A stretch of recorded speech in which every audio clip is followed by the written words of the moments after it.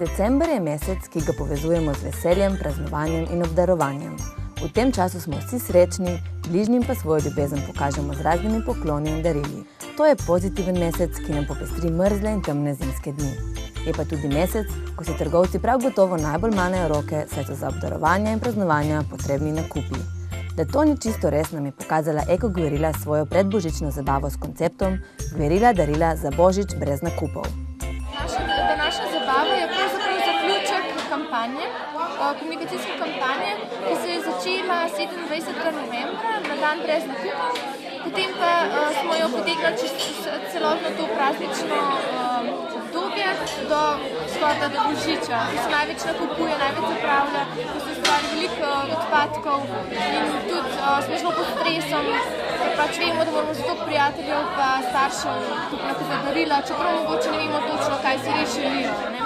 In pravzaprav navdihnila nas je medijska agencija iz Združenih držav Amerike, Adbusters. Oni so prvi, v bistvu, to je njihova ideja, so se oni spomnili, da pripeljejo, da v bistvu povežejo dan brez nakupov z Božičem brez nakupov, prav Božič brez nakupov je njihova iniciativa. Tako da smo se biti tudi pridružili tej globalni akciji, kar se nam je zdela zelo fajn. Izmenjalno-reciklažna zabava je ponudila sproščeno druženje ob punču, metinem čaju in domačih prazničnih slaščicah, obiskovalci pa so si lahko izmenjali lepo ohranjene stvari, kot so pletenine, nakit, torbice, denarnice, knjige in filmi. Za hišo polno smeha pa je poskrbela improvizacijska skupina Same Lame, zaradi katere je bila izmenjava daril res zanimiva.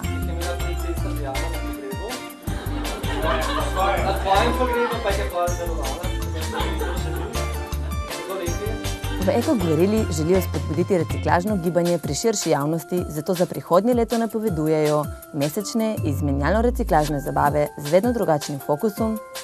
Kar nekaj gverilskih akcij pa so izpeljali tudi že v letu 2010.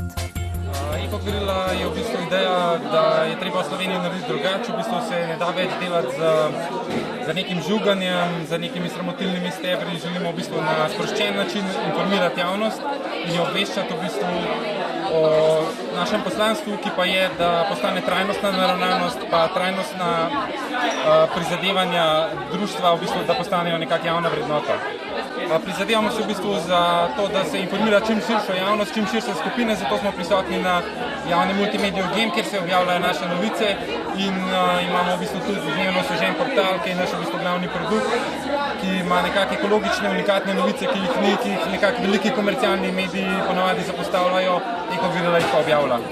Za konec v Eko Gverili dodajajo še, da vsem želijo pravličen Božič brez nakupov, brez stresa in z veliko smeha.